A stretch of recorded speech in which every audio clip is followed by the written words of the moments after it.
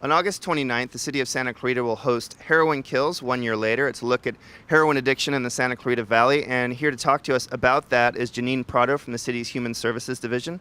Janine, what are we going to see on the 29th? This year, we're doing a follow-up to last year's symposium. We're going to have an opportunity for people to look at the heroin incidents and fatalities from this past year compared to last year. We're going to have a panel of experts that will talk about the various incidents, whether it's drug recovery, addiction. We're going to have Captain Becker speaking, as well as Heart District will be present there. And also, too, we're going to have a person from the faith-based organizations coming to talk about their coalition, how they're looking at addressing the issues of drugs in the city of Santa Clarita. Okay, so we held this last year in response to really a spike in heroin fatalities and arrests. Over the last year, we really haven't seen much of a change. I mean, we're still getting a lot of the same issues. Yes, it's very frightening. It hasn't decreased. It still is here in the city of Santa Clarita, and we just are really looking at all means and facets to address that issue. And, you know, we did hold it last year, and the room was packed. I mean, it was literally standing room only. There was people out the doors at the activity center. Describe what people are gonna hear there. So this is going to be a group of panelists that really are on the front lines of the fight against Santa Clarita's battle with heroin.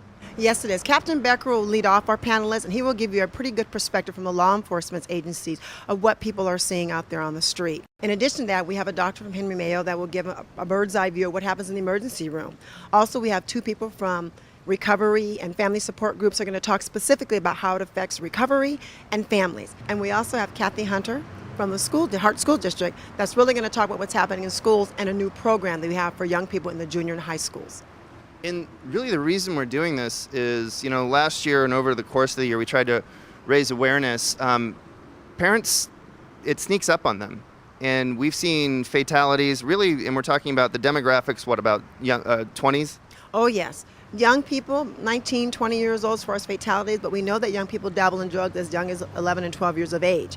So this is an opportunity for parents to really get, hopefully, some preventative tools that will be able to help them.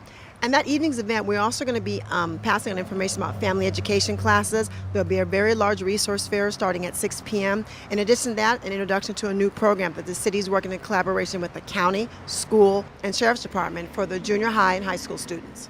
Talk about why heroin, and I read an article recently that talked about, you know, opiate-based prescription drugs and the link to heroin being a pandemic across suburbia. Yes, heroin, unfortunately, is all across the nation. We're not the only community affected by that. One of the reasons is it's very cheaper than some of the other drugs that are used.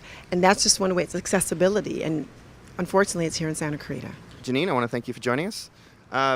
Heroin Kills 1 year later is going to be at the City of Santa Clarita's Activities Center. This is going to be on Wednesday, August 29th.